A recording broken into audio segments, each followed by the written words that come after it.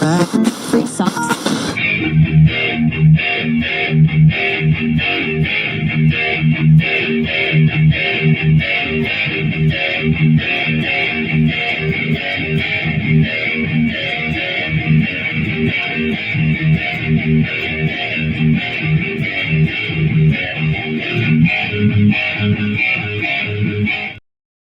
Well, welcome, ladies and gentlemen, to the Triple B Experience WrestleMania 42 wrap-up show. Let's just put it this way, ladies and gentlemen. It was way better than last night. Once again, starting off at 6 p.m.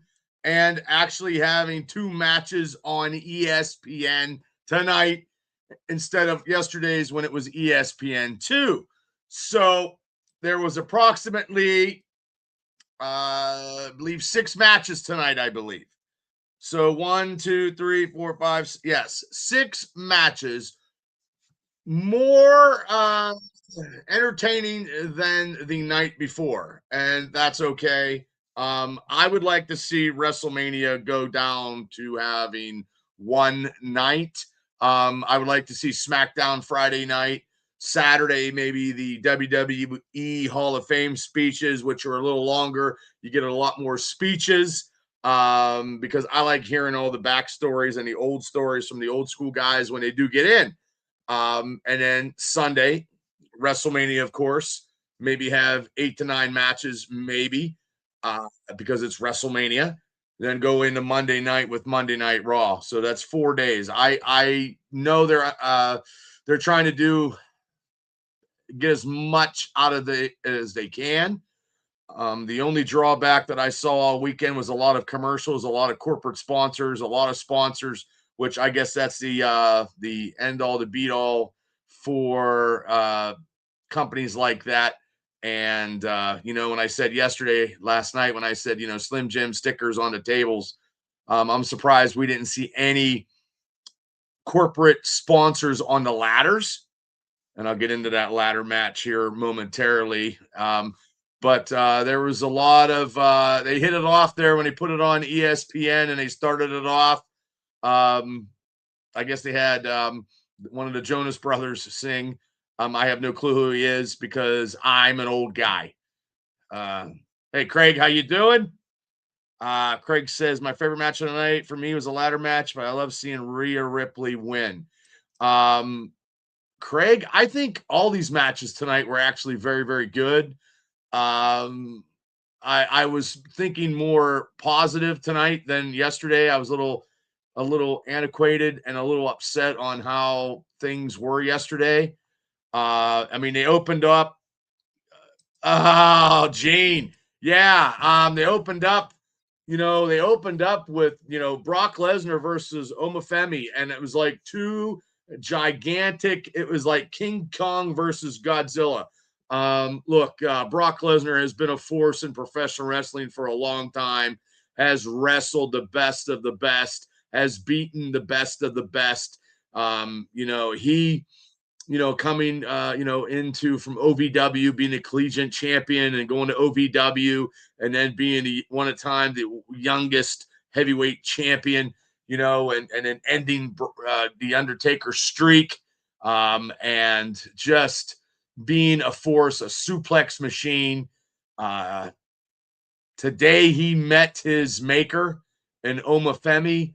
Oma's got a great look. He's a big powerhouse. He's very, very charismatic, and he should be a future star in the WWE. Like, I did not know he was going to do that either, Craig, because when he sat there and once he started taking, and Omafemi picked him up for a power slam, and it was a 1, 2, 3. That match was less than 5 minutes. It was about 4 minutes and 46 seconds. I'm okay with that because I didn't think it was going to be a long match anyway. I knew this was going to be just a power packed, just hurry up and whoever can get a pinfall was going to win. I didn't have a dog in a race. I like Brock Lesnar. Omafemi is something. He's just very charismatic, And he showed it today when he did that 75-yard walk to the ring with his strut, and they were chanting. It started off strong with Brock, and it didn't end for Brock because he got picked up in a power slam, and that's all she wrote. And then when he sat there, and I told Tammy once he took his gloves off, I go, Tam, once he takes his gloves off, he's done. Took his shoes off. He hugged Paulie.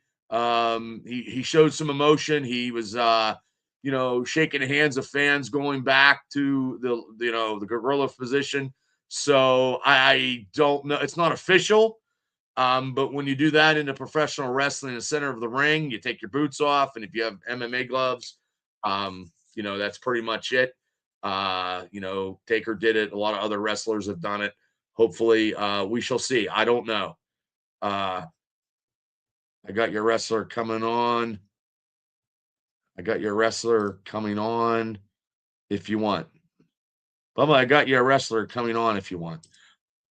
Oh, I'm just trying to go through these results, and I'm getting. I want to get these results done, Gene, and then I got to do Steeler stuff, and then I'm going to bed. I gotta get some stuff done. Tell your wrestler buddy definitely another time. Definitely for sure. But the second match was that ladder match, which was brutal. Very brutal. You had Penta, the Intercontinental Champion, had that match, made that match his stipulation. Okay, cool. Yeah, I'll definitely bring him on, but tonight's just like a wrap up, and then I'm rolling out. But yeah, definitely keep me in mind, and I'll bring him on because I got to do more wrestling content for sure. And they had Dragon Lee, they had Rey Mysterio come out in a Deadpool type attire. And Rey is still going strong and doing stuff and crazy shit.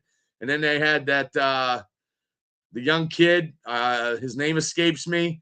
Hold on, I'll look here real quick before I start commenting about stuff. Let me see here. Javon Evans, that's his name. I knew I was gonna get his name. Javon Evans, Dragon Lee, JD McDonough, Rusev, and Rey Mysterio. So that ladder match had a lot of crazy spots. Rusev going through the ladder, taking a move from Evans across the ring, off the ladder. JD McDonough, I thought his neck was broke. He took something from Penta, and Penta went up and grabbed the title and is still retaining the Intercontinental Championship title. I thought that was a good match. I thought going in, that was also on ESPN. So yeah, the Destroyer on the ladder. Yeah, I mean, he's lucky. I guarantee there's a lot of ice going around everywhere. I know Rusev looked like he twisted his ankle or something. He had a hard time walking because he was the powerhouse in that match. To do a ladder match is very, very scary. I honestly, even in my prime, I never did a ladder match, nor would I ever think of doing one. I'm not that gifted. And anybody that does a ladder match, God bless them. Now, I smacked people with ladders before, but never climbed up and got something off of that. Never did it. So, but that match was very, very good. That match was about 15 minutes total. So right there with two matches, we got a little bit, almost 20 minutes of pure wrestling action. So he's bummed out. Oh, geez. Well,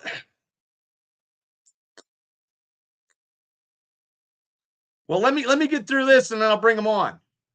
Let me get through my results. You know what? Just bring him on. The hell with it. Bring him on. I'll put my headphones on. Ladies and gentlemen, we're going to have a guest this evening. And I'll get a professional wrestler's insight on WrestleMania. I hope I don't speak Spanish. So if he's a luchador, we'll see if he comes on. Does he need any type of do I need the code? Let me know, Gene. Let me know. But I'm going to go with the third match.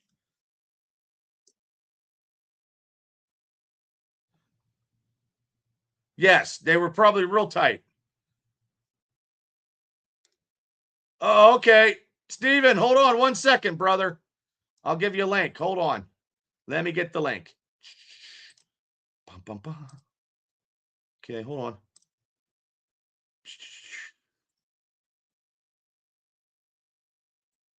There's the link. I'm putting the link in the chat. There it is, brother, right there. There it is. Well, Jesus Christ, I did it 3 times. So, yeah. Well, I understand, Craig, they had to do it for, I mean, they had an hour. They were trying to get new eyes on the product.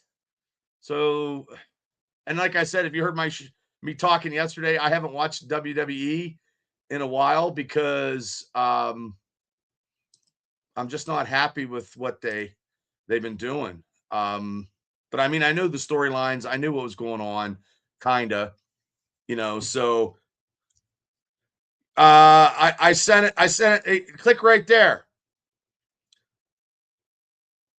I sent it right there. I got here's the link. There's the link right there. He can just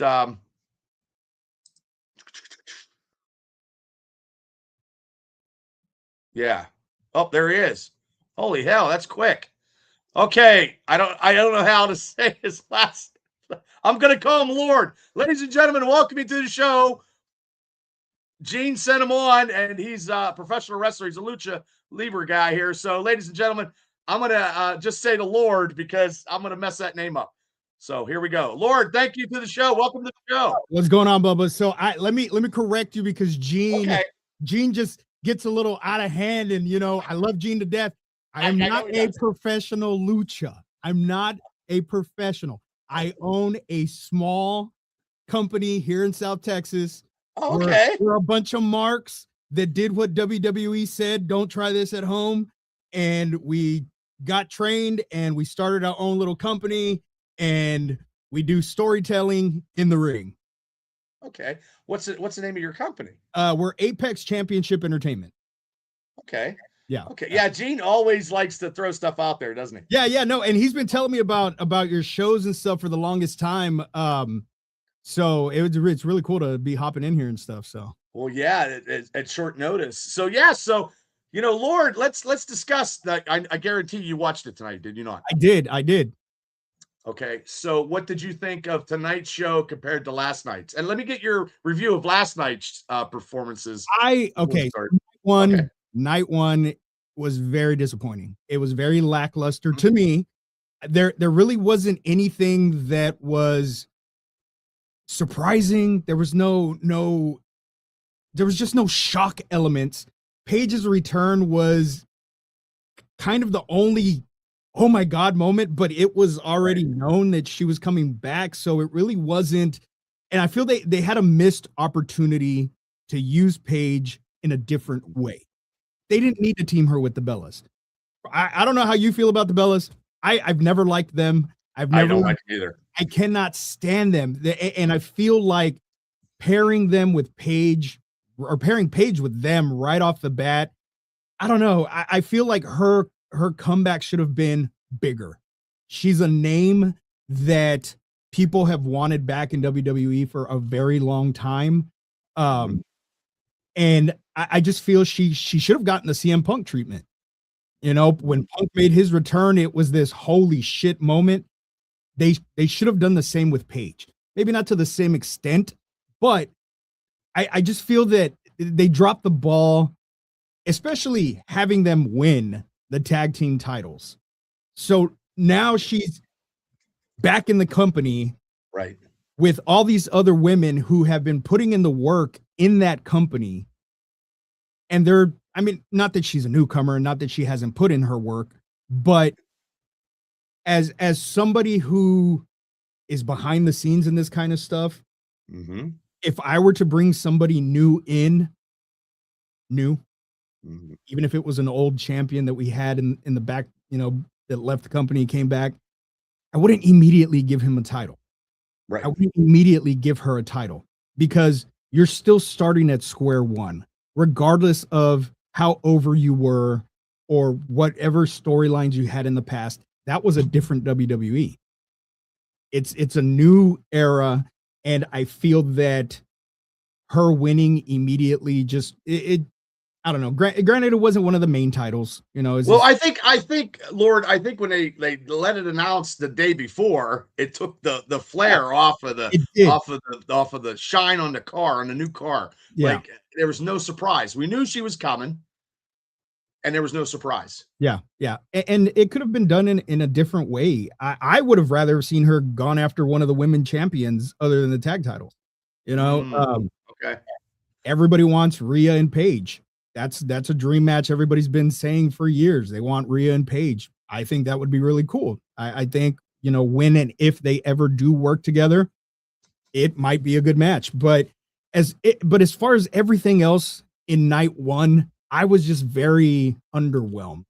But it's been You like weren't that the you last weren't the only one. You weren't the only No, one no, though. I know, and I was Yeah. looking at Facebook and X and all these other, and there was people that are like, oh, this was decent, but the main consensus was it was a very lackluster night one, and I feel like that's the way it's been going since TKO took over. Mhm. When Triple H took over, everybody was like, "Oh my god, this is going to be great," and it was. But as soon as that buyout was made with TKO, I feel like the product just isn't. I feel like TKO doesn't understand what wrestling fans want.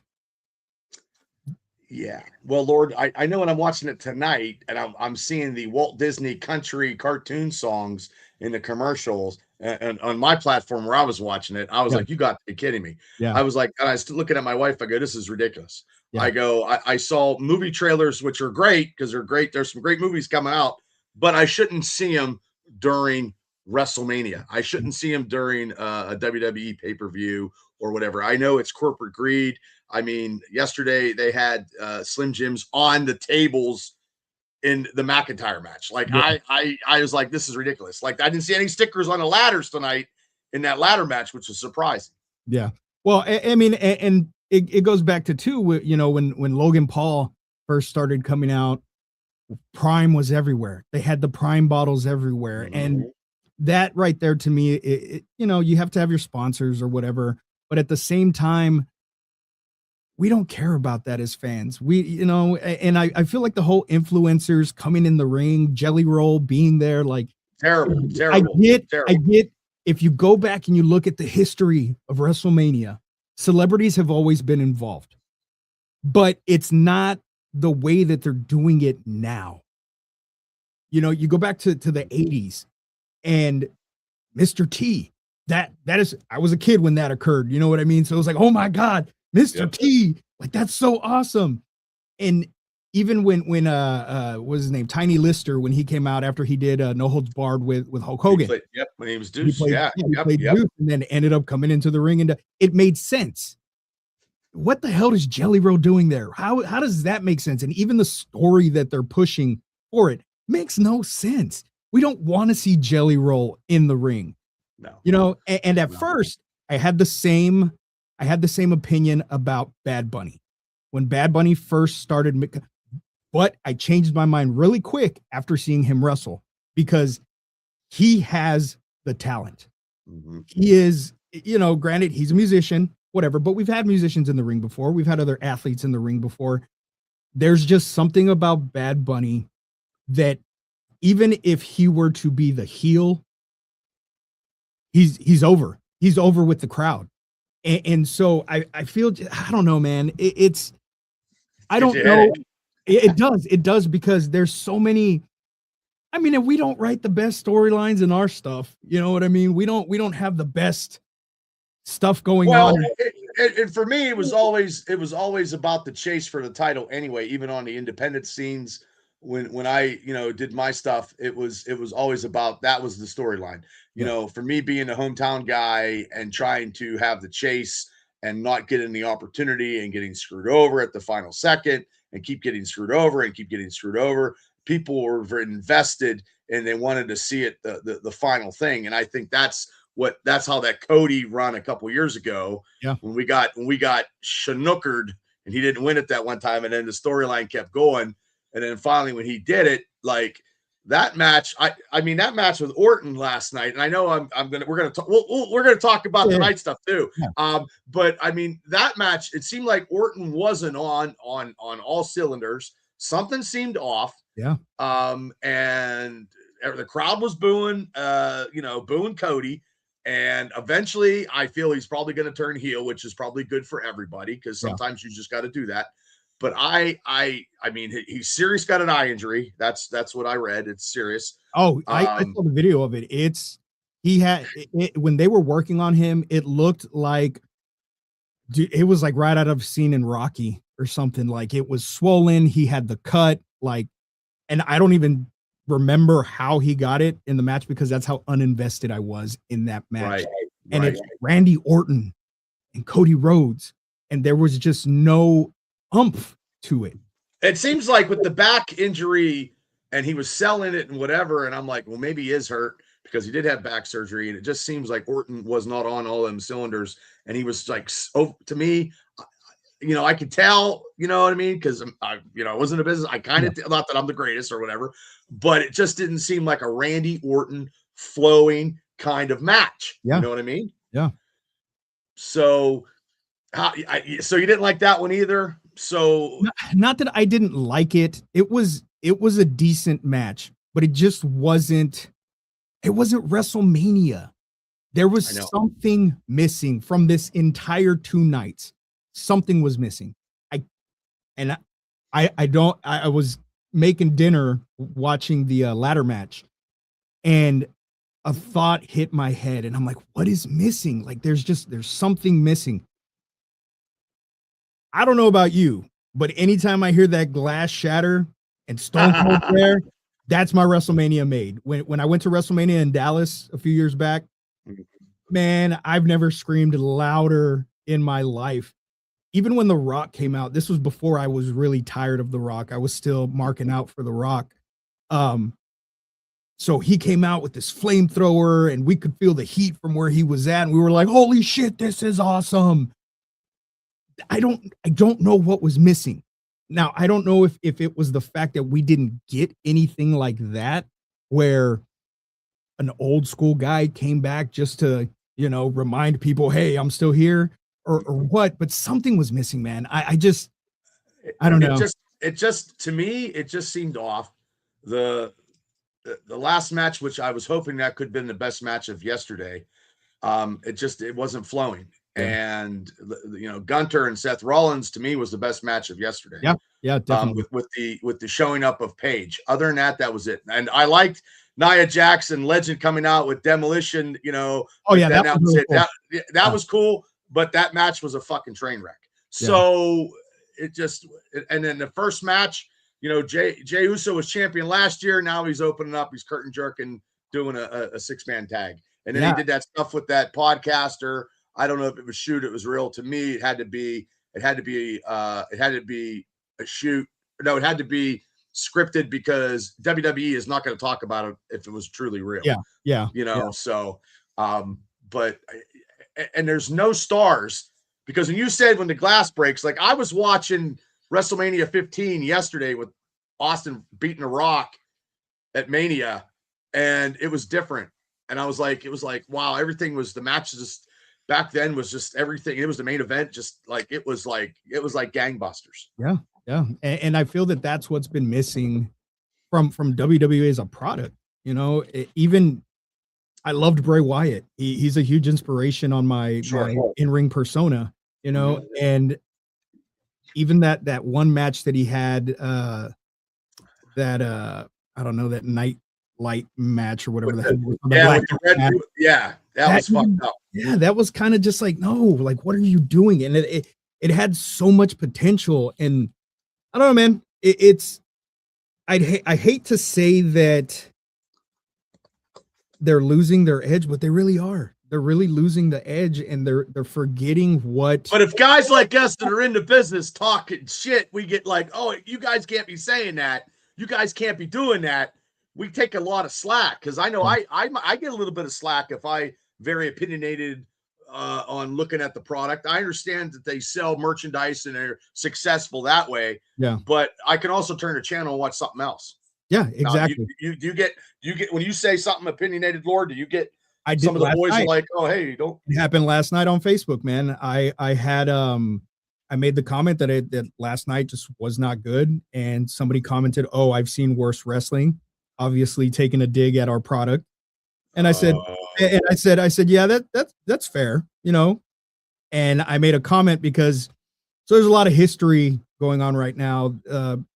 We used to be, don't you love the well, indie politics of yeah, wrestling? and it's crazy, man, especially here in South Texas, all over Texas. You know, there's a lot of beef, and we just kind of try to stick to ourselves and just I have a great group of guys, but we used to be a different company. The company split. 90% of the roster came with me. The other 10% went with this other guy that started this whole other promotion. I call it the ringless promotion because they don't even own a ring. Well, how the Um, fuck can you have a promotion if you don't have a ring? well, that's my point. And so Okay, this guy basically goes and starts basically piggybacking off of other companies and gotcha. taking credit. So I commented because he used to be part of our company, and I said, "Oh yeah, I've Yeah. seen worse wrestling. Also, I remember so and so's match," and I tagged him in it as a joke. Well, he got, you know, he got his panties in a wad and started, you know, talking all this mess and oh how, you know, his company works with wrestlers who trained with WWE and and just starts name dropping. And I'm like, you do DoorDash and you work at Ojos Locos washing dishes. What are you bragging about? Because if you're trying to get clout off of the talent that you have to hire for your company, what are you bragging about, bro? You know, and so it went off into this long tangent of just back and forth, back and forth. I'm like, I'm talking about WrestleMania. This had nothing to do with Right. anything else, you know. And like I said, everybody writes their stories, and we're very story driven. I'm very big on that. You know that is the Okay. main importance for How me. many times? How many times? We got a lot of time. So, how many times do you guys do your shows down there in Texas? So we record a bi-weekly show. We try to Oh, do a okay. bi-weekly show. Because it all this all started with wrestling in the grass in the backyard 5 years ago Sure. and turned into let's do this seriously. Let's get trained. Let's start seeing what we can do. We got a ring, we were trained, we started doing the damn thing and putting on, you know, recording a show every 2 weeks. Then the company split. I was done. The night, like I said, 90% of the roster was like, we're not doing it without you. We want to keep going. So I said, fine, let's go. So we started Apex and we do a bi-weekly show called Uprising. It's called Apex Uprising. And so that's where majority of the story gets Is it told. on? Is it on? Lord, It's is on it on YouTube. YouTube? Yeah, Okay. it's on Okay. YouTube. We used to be very tight with the scheduling, but we have about 20 guys on the roster, so it's hard to get everybody together and create a cohesive thing. They all show up for the PLEs that we do, the live shows, but you know, Gene, I got my wrestling ring in the fucking garage because I know in Pennsylvania it's a little different because I don't know how it is in Texas, but I got to I got to have insurance. I got yeah, to make sure the doctor's there. Like one of the guys that we just had, I booked on a show that actually started in the APWF. Actually, just did 2 weeks ago. He just was on pay-per-view for TNA. He goes by Agent Zero. Big time Bill Collier, fucking great, phenomenal, a guy that you could build a whole company around. yeah, But up here, there's like 10 to 12 fucking companies. Like there's wrestling 3 times. yeah, There's wrestling, and God bless it up here. It's hot and heavy, but sometimes it's too much. Like no, this coming up next weekend is the Bruno Sammartino Forever Tour because Forever #2 show in Butler, which is the same day as I'm doing a huge big draft thing. So I can't be at podcast. I can't be at yeah, 3 places. I can't. I wish I could clone myself, but I understand about the politics because there is a lot of politics yeah, in wrestling.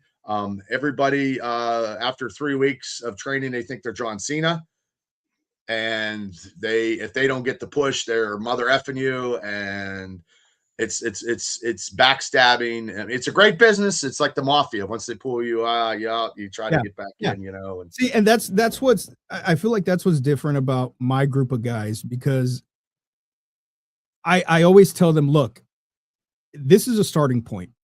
If you leave our company to go to a different one to elevate yourself, by all means, you're not going to make it into AEW or WWE or wherever you want to go with this small company. If by all means, go work whatever shows you want. You're not tied to my company. You work with us when we have shows, when we do the recordings. Hey, we're having fun with it. You want to go do other stuff? By all means, go. And some of the guys will travel to Laredo. They go to Houston, and nice. they do these hardcore death shows. And I'm like, that's not Oh, where it is, man. Like, and it's fun. Don't get me wrong; they're fun to watch. I would never be in one of those matches, but they're fun to watch. I've done the hardcore stuff in the mid '90s when before the fluorescent light bulbs were illegal in the state of Pennsylvania, and I actually just talked to Craig, who's in the chat, because he asked me a question. And one time I got cut by the fluorescent. I couldn't stop the bleeding in my arm. Like, Yeah. it was bad. Like, the kids were screaming and crying, and I was telling kids, "Hey, it's ketchup." You know what I mean? But We my had mom a- was there. I was like I- wrapping a towel. It didn't happen to me, but so here in Texas, we don't have that. You can use whatever you want as long as you got the insurance, whatever. So I had these two guys in the ring. They wanted to use fluorescent bulbs. I was always against the fluorescent bulbs. I'm like, Good no, move. because Yeah. I don't care if it hurts you. I don't want you to swing it and it hit the crowd. Somebody gets Right. glass in their eye. They used them anyways. And Jesus Christ. instead of cutting correctly, this dude grabbed a piece of the light tube and ran it across the other guy's forehead, and he just started immediately gushing blood. The owner of the venue that we were at, his daughter left screaming, went outside to throw up because she can't stand the sight of blood. Yeah. We had to tell her it was fake. Yeah. My wife was very quick to go, it was blood that was in the tube. It's all so completely lied our asses off. Yeah. We covered. Hopefully he's not listening to the show, but Well, he went to the hospital. They glued him. He was good to go. why can't fucking wrestlers just listen to the guy who's paying them? Just listen and quit trying to be a hot dog in it. Exactly. Because I know my booker, Chris Royce, I mean, he'll come out and fuck somebody up. Yeah. But I know this year we're not doing any shows because it's honestly very, very, it's too stressful for me. I can't do it because I'm 55 years old. I feel you. It's hard. Last show, I took the whole ring down and took it out of the U-Haul by myself. It's in my garage.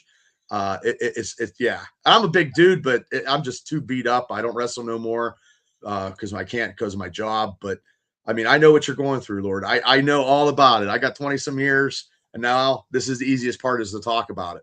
Yeah, it is. And I do all the commentary. Also, I don't do it on screen. We do the commentary after the fact. We record, do the commentary. So I do a lot of different things. I have my in-ring persona, which is Draven. And then there's the monster version of him that is Lord Draven. And like I said, everything's story driven. So there's this rich background of supernatural bullshit. Like I said, he's very inspired by Bray Wyatt and The Undertaker and all things horror.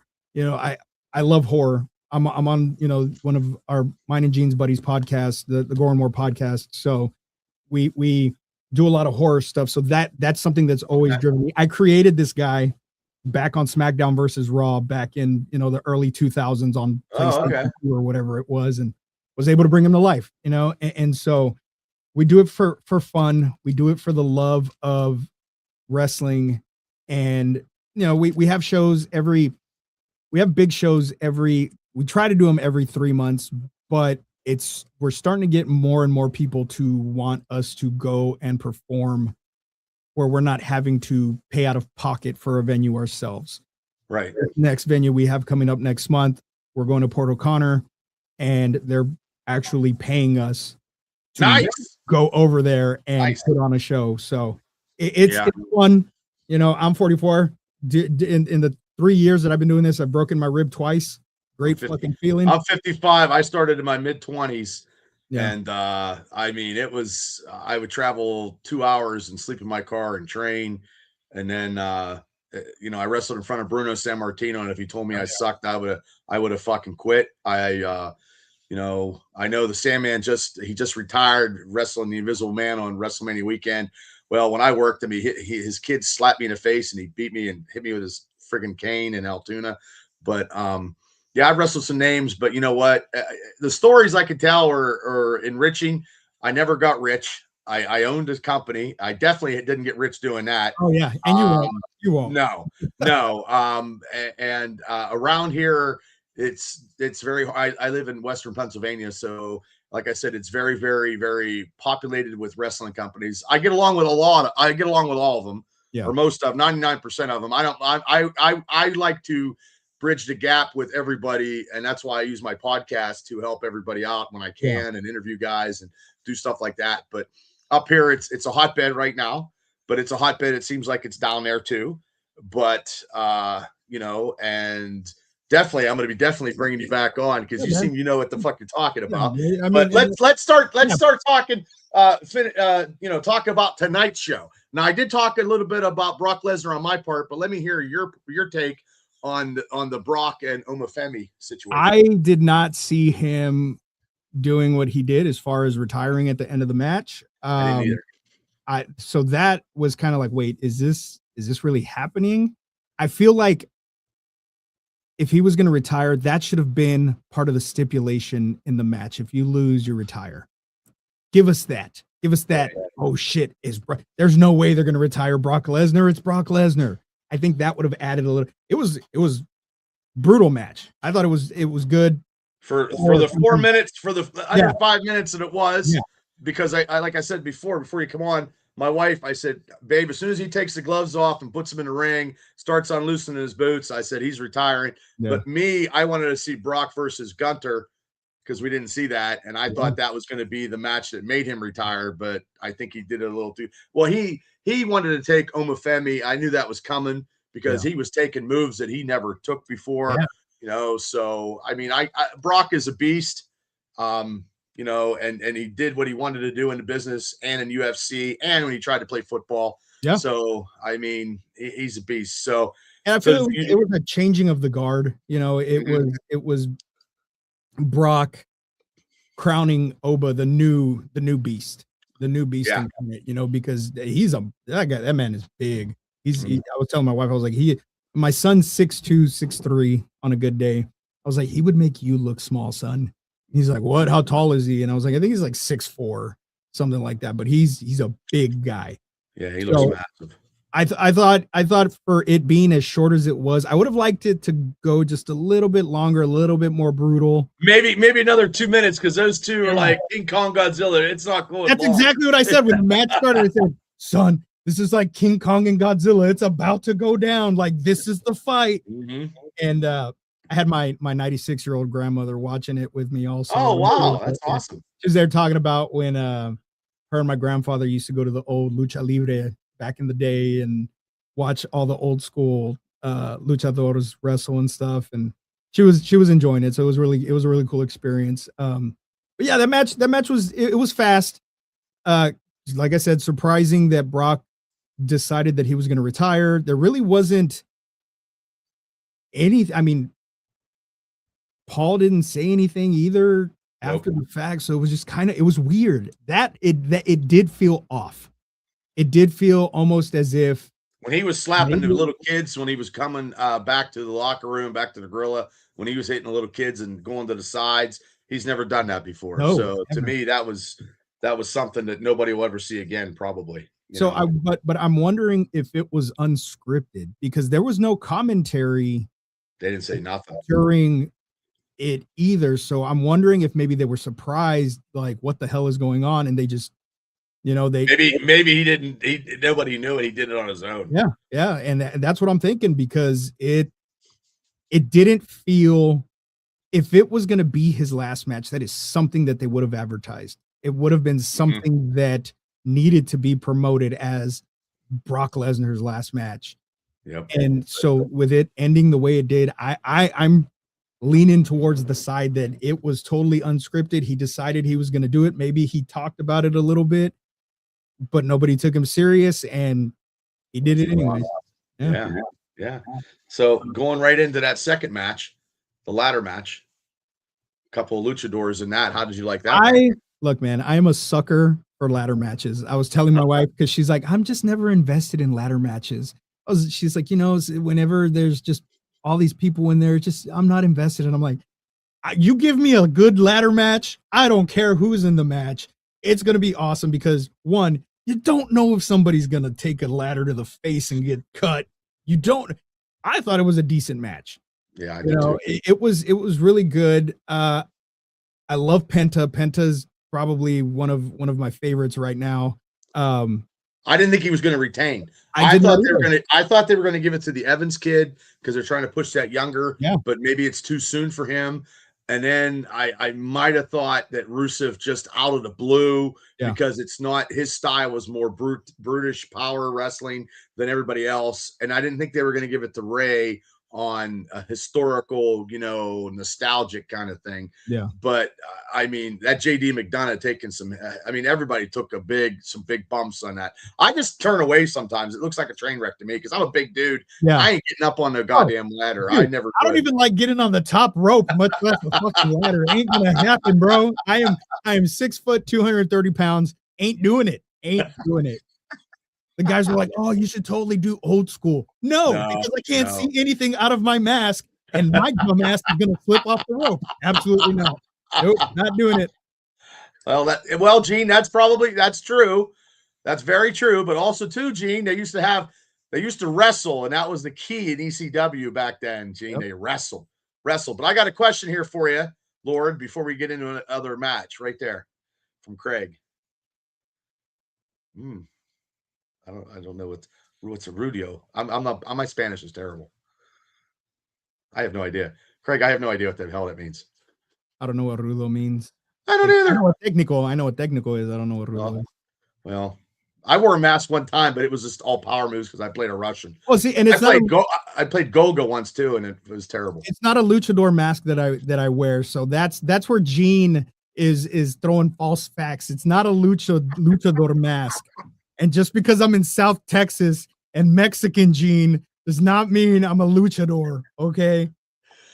2 weeks ago, I was doing a Steelers show, and all of a sudden, fucking Gene appeared out of nowhere, like he showed up out of nowhere. He's like James Bond when it comes to computers. So this is the mask I wear. Like I said, it's very. Oh wow.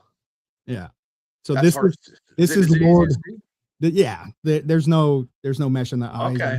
I put black makeup on and better than the original mask that I used to wear because I used to have this hard plastic skull mask that I got in Mexico that I would wear and then take off. And this one I can actually leave on when I'm in the persona. So nice.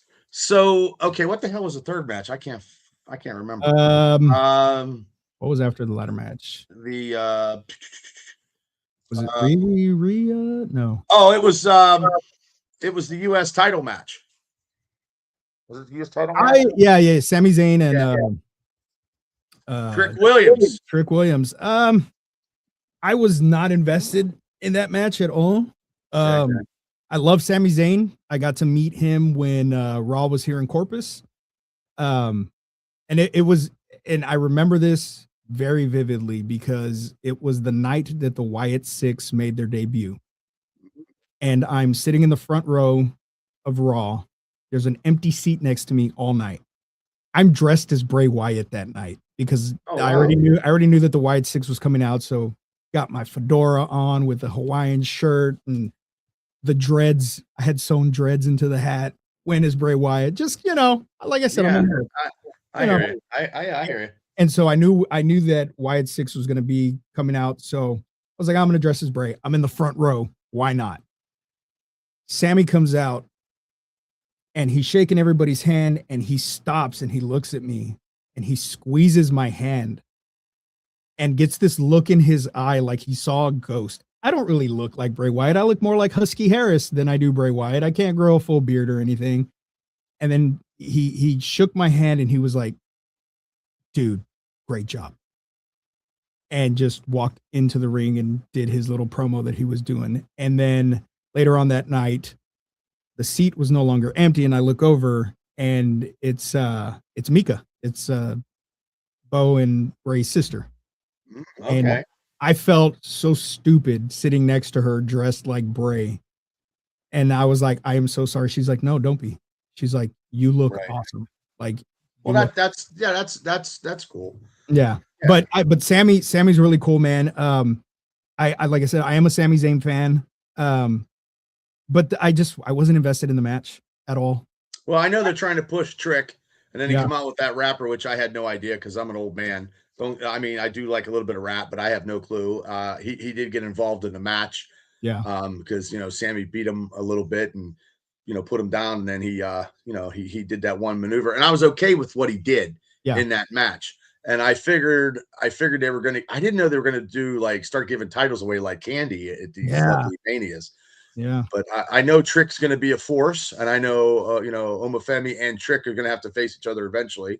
That's gonna be a hell of a Um, because they did that in NXT, and then they just move up to the main. But yeah, so I wasn't. I'm probably like you. I wasn't really. It was okay. It was a match that was quicker than what I thought. You know what I mean? yeah. What It just MC? What it just Gene? wasn't entertaining for me. MC Sport owns Bubba. Oh yeah, MC Sport. That's Gene's rap persona. Oh, He'll send you the sorry, music. Gene. It's pretty awesome. I'm sure he will because he always sends me stuff. But yeah, and then the next match was Finn was Balor the and Dominic. was that I wasn't invested in that. I I love the demon. When Finn does demon, I absolutely eat that shit up. Like I said, I'm a dude that loves the supernatural aspects of Yeah, stuff. And so when I thought it Finn was I Balor, thought it was great. I thought it was great because I mean I understand that, and Dominic, everybody loves to hate him, and I yeah, understand it was part of the Judgment Day split or whatever, yeah, getting kicked out, and I understand that, and I'm not trying to shit on that match. yeah, yeah. I feel that Balor always got the raw end of the stick when he Yep, got hurt when he was the yep, title holder, and he lost that title, and then when he was the demon, he always should have been the demon. Like yep, it's not like a persona where you put on when you get the shit kicked out of you, and then 6 months later you're the demon. Like you're always the demon. yeah. You know what I mean? So Yeah, he should be able to tap into it, instead of it going all these long times without it. But I as much as I do love Finn Balor and I love to hate Dominic Mysterio, it was another mhm. match that I was just kind of iffy about. I watched it. I don't think there was really too many moments where I was like, oh shit, and I feel like that's what WrestleMania was missing. I didn't last year, the year before, there's videos of me marking out all over TikTok, my wife recording me, and I'm not realizing that she's recording me, and I'm yelling at the TV and screaming, and that it just didn't have that feeling this year. No, it was very bland, Yeah, very bland. yeah. So, and then I mean the ladies' match with Jade Cargill looking like $1 million, looking like Storm. That's Um, exactly what the wife said. She's like, she'd make an awesome Storm. I was like, yeah, she she would. would, She looks fucking she awesome. would, and she seemed to wrestle better, like in that match against Rhea. Now Rhea had that disorder where she lost a little bit of muscle mass, Yeah. so she doesn't look as powerful. Nothing against Rhea, and I'm not dogging the ladies at all because the ladies are great performers. Mhm. But it just seems like she lost that mass and they lost that intimidating persona that she Yeah. has. Um, and I thought they were going to let Jade keep it because I thought it was very close to me because Jade was doing some stuff which maybe practicing down at the performance center and getting some guys in her head, teaching her stuff because she wasn't getting taught anything at AEW as much as she is now. Yeah. Because when Paige wrestled Saturday, it seemed like she was actually wrestling more than I've ever seen, even when she was on Yep. AEW back Yep. then. Yep. So, but Rhea took it. So how did you like that match? I love mommy. I I Okay. named my youngest daughter, she just turned 3 months old today. Oh, She well, her happy birthday. one of her middle names is actually Ripley. That is my wife's hall pass. And I'm okay with it because, hey, it's mommy. But so when I think it was SmackDown or Raw was here, I got to go and I was texting the wife. I was like, haha, I saw Rhea from my seat that was, almost nosebleed. Well, she had, I don't remember if it was Twitter or Facebook. She was like, "Hey, No. He froze a little bit. He froze a little bit.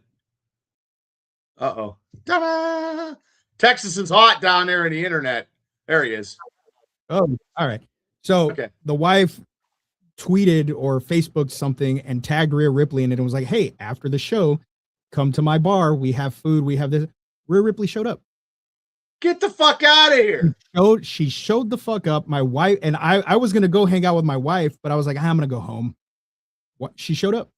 She was No there with way. Becky. Yeah, she was there with Becky, and they were sitting at the bar eating food. They weren't having any drinks or anything, but they were eating food and took a picture with the wife. And my wife was pregnant with our soon to be 3-year-old. She was pregnant with her at the time. She's like, I wanted to ask her to choke me so bad, but I'm pregnant. But no, Awesome. so we love Rhea Ripley. We mark out for Rhea Ripley. We did Okay, notice. so you were happy with that outcome of that I was match. happy with that Okay. outcome. I'm not a Jade Cargill fan. She's scary. Don't get me wrong. She'd kick my ass up and down. Mine too, probably. But I'm just not a fan, man. And maybe it's just the way that they market her to us. It's just it's nothing that catches my eye when it comes to her. She didn't need help. She didn't need help to fucking wrestle. She doesn't need an entourage. She doesn't need, Ying whatever and the other rapper girl. She doesn't need that. So those girls to me are obsolete. Yep. And it could have been just Jade versus Rhea one-on-one, no interference, nothing like that. And Io Sky came down, and I love Io Sky. Asuka, any Japanese, I love the Japanese female wrestlers that can actually wrestle. Yep. I love that. Now, sometimes they can't talk on a mic, which I understand, but they can. Well, it's like Stephanie Vaquer, she I love Stephanie. But when she talks in English, it just doesn't. You let her cut a promo in Spanish, it's awesome. It's terrifying. She's a wordsmith. But having her talk in English, it just doesn't. She's not that intimidating. But I love Io. I do love Io. I had it in my mind. I said, "Ooh, is Io going to turn on Rhea?" Because I thought she was going to at the end. They kept pushing the Rhea's best friend. Best friend. Oh, they're best friends out of the ring. So I was, oh shit, they're pushing the best friend angle. Is she going to turn on her? Is she going to turn on her? SummerSlam, probably. Yeah. So SummerSlam. They're planting the seeds for it. Especially with the history with the title and the mishaps that had occurred in the past. So, but yeah, I was okay with the outcome. Like I say, I was too. Yeah, Mummy's very popular in your house. Yeah. I do like Jada. I mean, Rhea, that one time a couple years ago when Rhea was the most dominating fucking female force, like Saturday night and SmackDown and NXT and then Mania or whatever the hell, she was like three days in a row, and then her visa got messed up. Yeah. She was just so dominating back then. Yeah. I hope she gets her disorder, cleared up. Yeah. I don't want to wish that on anybody. I mean, because she's an athlete, and if she came and hung out at your wife's bar, then she has got to be cool as shit. So and I was so mad because I was already at home with the kids, and I'm like, no. Whatever. Well, I got Kurt Angle drunk one time, and I wasn't supposed to. But anyway, So how did they had to do something funny, because then Cena come out, because I don't think Cena wanted to be the host since he retired so quickly. But he came out, he did that stuff, and then the Miz come out, and then they had to get the little comical bit, which was actually pretty cool. And then Danhausen, I thought I laughed my ass out. The mini Housens were they were funny. I like Michael Cole said, when he said midget Housens, and don't get mad at me because that's the name of their troop. I was like, oh my God, this is great. And I'm laughing I was laughing my ass off the entire time. Danhausen is just one of those. He doesn't have to wrestle. He doesn't have to wrestle. He can do a couple moves, and I know he can wrestle. Yeah. But the entertainment, he's like Santana Maria. He's like he's that funny, because you need a little bit of funniness in wrestling. Well, it's like R-Truth. Anytime I agree. On screen, I absolutely I love it. I love it. He's in great shape for being 50 some years old. Yeah, yeah, definitely. Yeah, yeah. I seen him wrestle in West Virginia 20 some years ago, and I'm like, holy shit. Yep. It was unreal. But yeah, and then I guess the lighting was supposed to shut down. He was supposed to disappear, and it got botched, and that's why Cena was fucking laughing. Yeah, And yeah. and that was and then you know what? He just did a stage left, and he audibled and you know what I mean. So it was Yeah. still kind of funny because it was supposed to be funny the whole time. Now, So I don't know if it was just my ESPN that was lagging, but did you notice any other mess ups with, like, the sound or anything? Because I noticed a no, I few. I know. I see. I have a thing called Gamma TV, which I pay. So Yeah, hopefully somebody hits the button over in Saudi Arabia, and I can get whatever I can get. You know yeah, how yeah, that yeah, goes. And then because I know yesterday the camera guy slipped, and I was like, oh my god. And then sometimes my stuff will buffer, and then I'll be like a minute behind. yeah, But I didn't have a lot of issues in Mania as I did last couple weeks ago for AEW when it was spinning. And then the last time the Royal Rumble was bad, and I was getting antsy because then I was going to buy one of those boxes. But I was yeah, like, I still do that stuff because I was bitching, and I said some stuff on social media about MJF and Kenny Omega's main event match was longer than 5 of the matches of yesterday's show. And then somebody come back today and is like, well, Bubba, MJF lost in 2 minutes Wednesday night. I'm like, yeah, okay, you got me. I was like, yeah. I can't fucking, I can't win for trying. But I mean, and the stage was set for that main event because that was the main event. That main event with Roman and CM Punk, I wasn't vested because I didn't care because I'm neither one. I respect them both, but I didn't want to. I'm not in that Roman farm fan base, and I'm not in the CM Punk fan base. But I thought it was a great match, and that match went almost 34 minutes. Yeah, that was a long match. And they gave it their all. I feel that it was definitely a great match, but I thought it was just a regular match. I didn't know there was stipulations to it. I thought it I was just agree. because I they thought were it was doing supposed the to be. count outs, the ref was counting out, and then at some point they just said, screw it. Yep. Roman hit Punk with, what was it?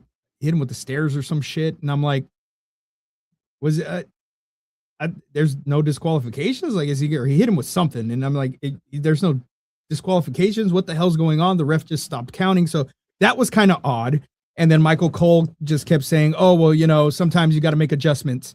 The ref's going to make an adjustment in the ring to him counting. And I'm like, okay, you should have just made it a no DQ match or something and made it make sense. Well, I'm glad nobody come out like usually the last couple of years somebody comes out ruins it. It's a dusty finish or something like that. Yeah, Like it was just two guys in the ring, and I didn't see Punk, getting exasperated trying to pick up Roman. I didn't see him. I didn't see that. I didn't think that was. yeah. I was like, wow. I was like, oh, he must be. And he sold it pretty good, and then he kicked out of the first, spear, but there was no kicking out of that second one. Yeah, and I'm a fan of both. And even when people hated Roman Reigns, I don't know. There's just something about the guy. He's got that aura about him, like the kids say these days. He's got aura. And people hated him after the Shield. Well, And I didn't like to be force fed because Vince was force feeding him down he your was, throat he was, like yeah, Cena back in the day, and I don't like that. And I didn't like Cena for many many years. yeah, And I own up to it. Like I liked Cena when he turned into the goddamn peacemaker and he was acting. yeah, And hell yeah, then I was all about Cena, and I didn't want him to retire at that right time, but he did, and I knew what he was doing. yeah, But Roman, you just got force fed Roman, and yeah. then Roman was the champion for many many years, and all And that bloodline shit. that's my fear with him having the title again is he hardly ever defended his title. And that is my one worry. I want to see a title defended. That's the whole point of having a title. You have a target on you. And I feel like the last title run Roman had, he defended it a handful of times the entire time that he had it. So that was my one worry. about Roman winning. Either or could have won, and I would have been okay with it. Right, Right. Because, like I said, CM Punk. I mean, I'm a mark for Punk as well. Do you think you think Punk's going to take a little bit of time off because now AJ lost the title, he lost the title? I think that's what they deserve it. They deserve a vacation. Take some time off. Maybe he'll be at Monday Night Raw. I don't know. Because the Monday nights after WrestleMania are always crazy. Yeah, they are. But I mean, who did they bring? Like I know Paige got her WrestleMania moment, but really bringing Paige in Monday night would have been huge. Yep. Without no fan, with people not putting it out there. That's what. Yeah. Once it got out there, it sucks. Once it gets out there, it's terrible, and nothing is sacred, anymore. So I don't know if they're bringing anybody in. I don't know what I know because I was watching SmackDown the other day, Lord, and I fell asleep. That's how exciting it was. I didn't even see the Hall of Fame ceremonies. I before you come on, I mentioned that they should just do SmackDown Friday, Hall of Fame ceremony on Saturday, Sunday's WrestleMania, and then Monday is Raw. Yep. I'm okay with that. The whole 2-night thing, man. I've never been a fan of the 2-night WrestleMania, and they do it for money. Because if you have a 2-night event, of course you're gonna make double the money of what you would make in one night. But I miss the days of the old school 1-night WrestleMania. It felt like an event. Yesterday they fucking had 18,000 fucking seats empty. Yep. So 18,000 seats would have fucking sold out every convention center or arena in the United States. Yep. I know the PPG would have been sold out if they had 18,000. It'd have been sold out. Yeah. I just don't know. And then tonight they had 5,000 more because they had 55,000.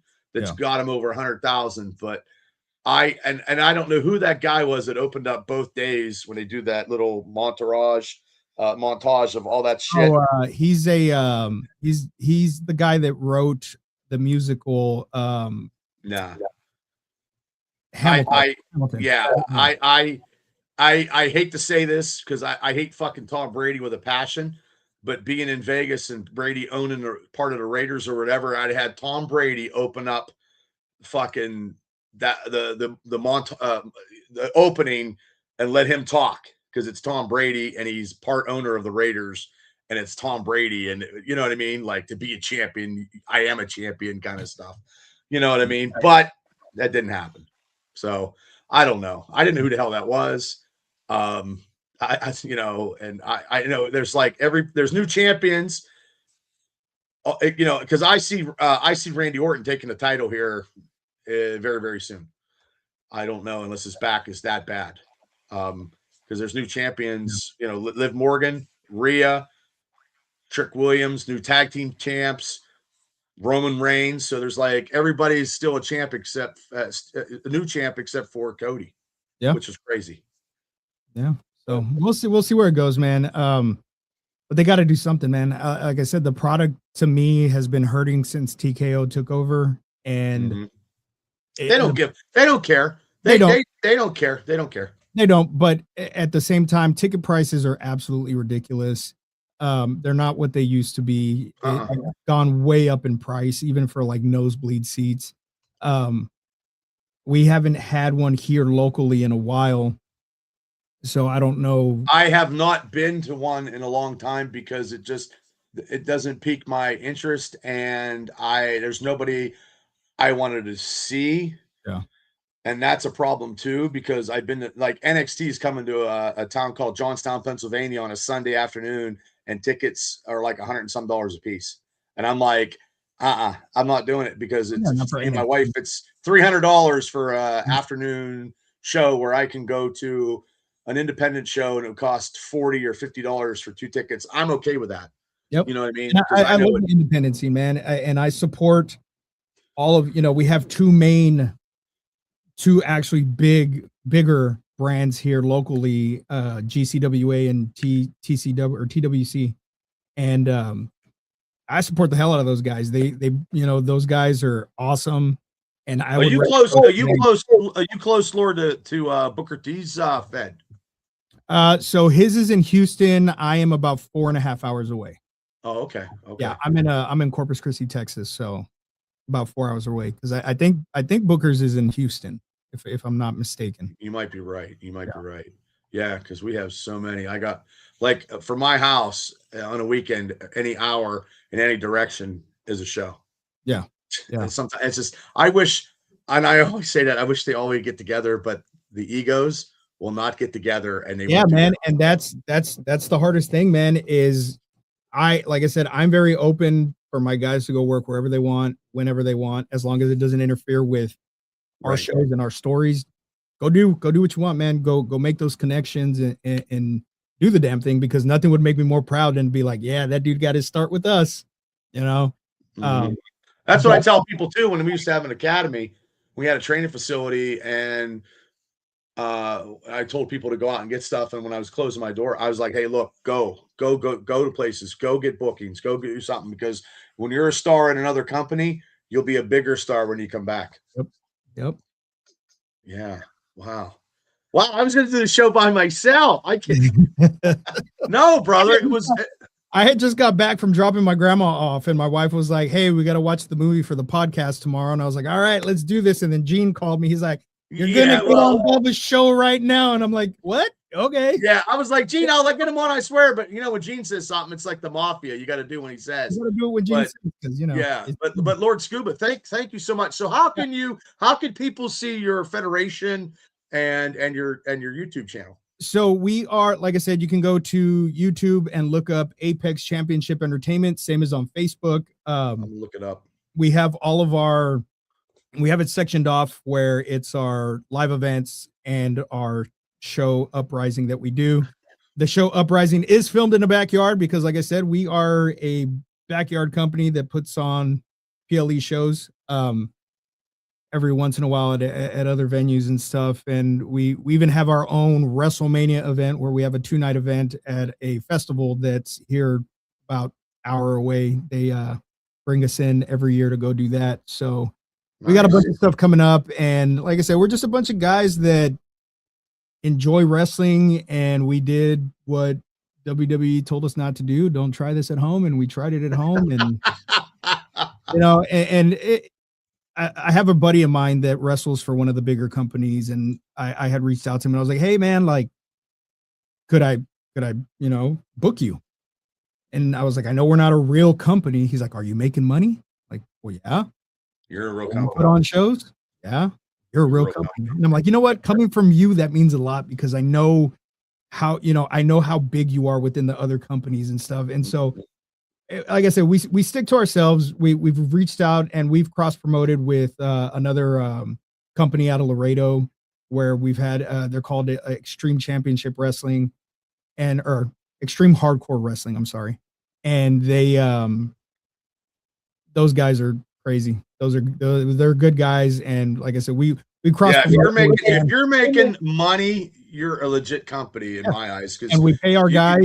Yeah, and you're paying guys. Yeah. Yes, so Yeah. everybody can kiss your ass. Yeah, no, and like I said, man, we're not doing it to be famous. We do it because we love entertaining people. We love creating these stories with these personas that we've individually created and collectively brought together to just do the damn thing. So if that seems like something you would enjoy, like I said, it's on YouTube, Apex Championship Entertainment.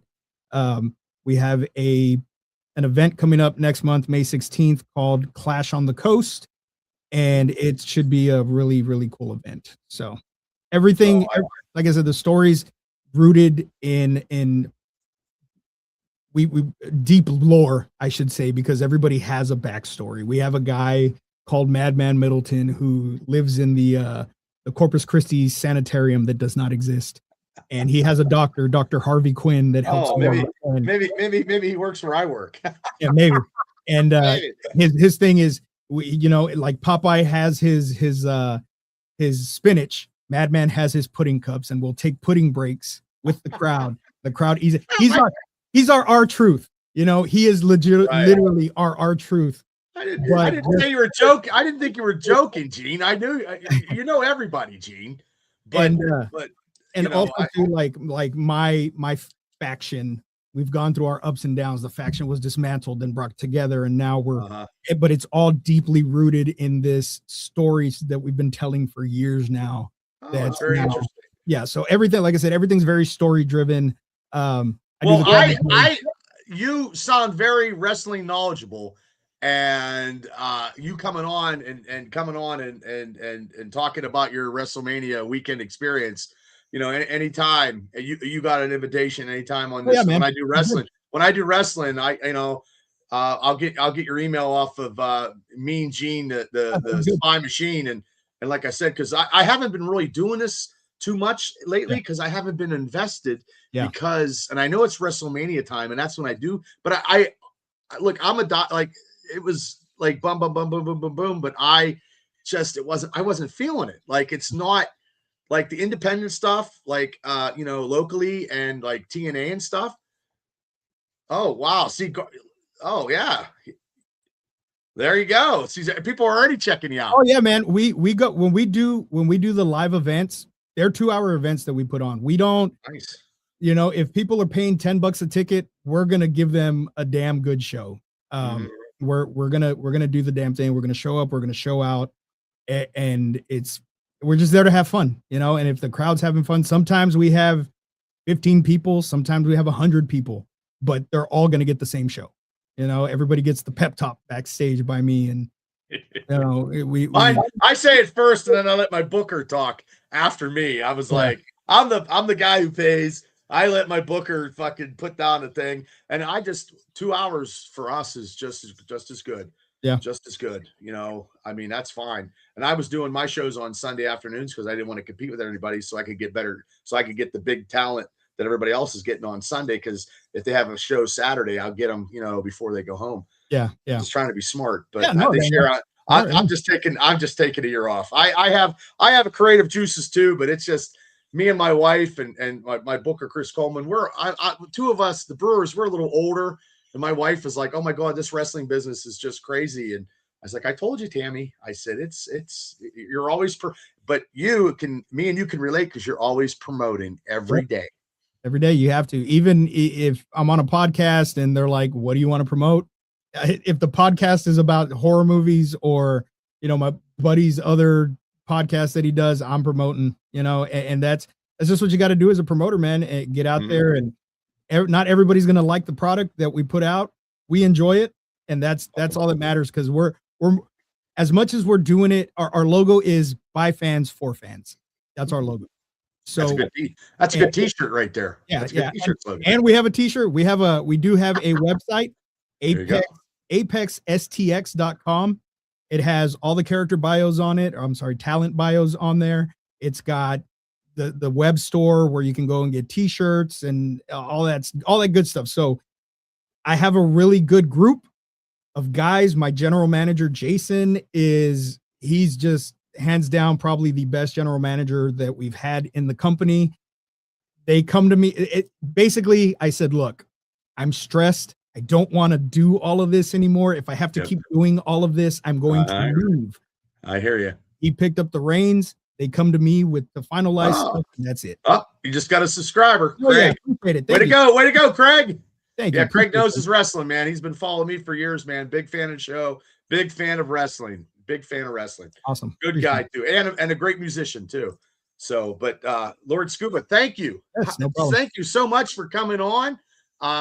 Like I said, I will get a hold of Gene. Gene, give me your email, and when I start doing this wrestling stuff again, I know you're a busy guy. Sometimes but I would love to have you come back on, because you know what, you're very knowledgeable, and it seems like the hour went like that, brother. I mean, it was So Definitely. no, I appreciate you coming on. I appreciate you doing what you're doing in the business.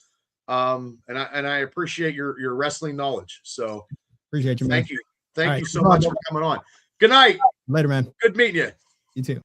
Yeah. Ladies and gentlemen, that was Gene's boy, Lord Scuba, because I can't pronounce the whole name, but we talked about wrestling. He has a great company. Hit like and subscribe to him. I'll get more information. Gene will give it to me, I'm sure, so I can put it up when we do these wrestling shows, and I'll definitely bring him back on. And tonight's show was a lot better than last night's show, because it seemed like I was venting a lot. But ladies and gentlemen, before I get out of here, it's good. I got a busy week doing podcasts, and the days aren't quitting, because tomorrow night I got to do Steelers Dynasty podcast show at 10 o'clock, myself and Shane getting ready for the draft. It's just going to be crazy. And this is why it's going to be crazy, because we're going to be at the Ben Franklin Tap Room Thursday, Friday, Saturday. I hope they let us hook up the Wi-Fi. I hope, because I don't want any technical difficulties, because that's the live experience. That's all AI by Mark from Steelers Nation Australia. So, and I can't make this show Saturday because I will be in Butler. But if anybody is a music person and you're listening in Indiana County, please go out to Raindrop, support Swamp Cadillac for the Battle of the Bands. First place is $500, and it'll get them a gig at Raindrop, and it'll get them known. And it's going to be 13 other bands. And, I wish I could go, but I can't be everywhere Saturday. So, because tomorrow at 5 o'clock, I am going to have an interview with Dan Polinsky, the father of Corey Graves and Sammy Adonis. And Sammy Adonis and Corey Graves will be at the show for Bruno Forever 2 Saturday. And we're going to talk about it live tomorrow at 5 o'clock. I'm going to get out of here and I'm going to set it up on the Triple B Experience studio. And we'll be on talking about the show this Saturday night. So I appreciate everybody for tuning in. I appreciate Lord Scuba for coming on the whole way in Texas. Thanks to Mean Gene, the dancing machine. I got a busy week. I got a busy week. This ain't nothing. And I got to try to work tomorrow overtime. So, well, thanks, Devil. I ate too much carbs watching WrestleMania, so I gotta work it off tomorrow. It's just too much. But I appreciate you guys all tuning in. This review wrap up WrestleMania 42 night 2 was a lot better than the first night. I wasn't as stressed and wasn't outrageously crazy because I was unhappy being a wrestling fan and being in the wrestling business. I just like to be entertained because real life problems, I like to get away from them. That's why I like to go to the movies. That's why I like to talk about stuff I like to talk about. But 5 o'clock live with Dan Polinsky from Pros of Wrestling. Talk about the big show live tomorrow on Facebook and on YouTube. And 10 o'clock tomorrow, me and Shane will be talking Steelers football for the rest of the week. Whew. It's going to be a rough one. Okay, guys. Thank you guys so much. Have a great night. Thanks for tuning in on a Sunday night after Mania. I got to go and get some stuff done. Good night, everybody.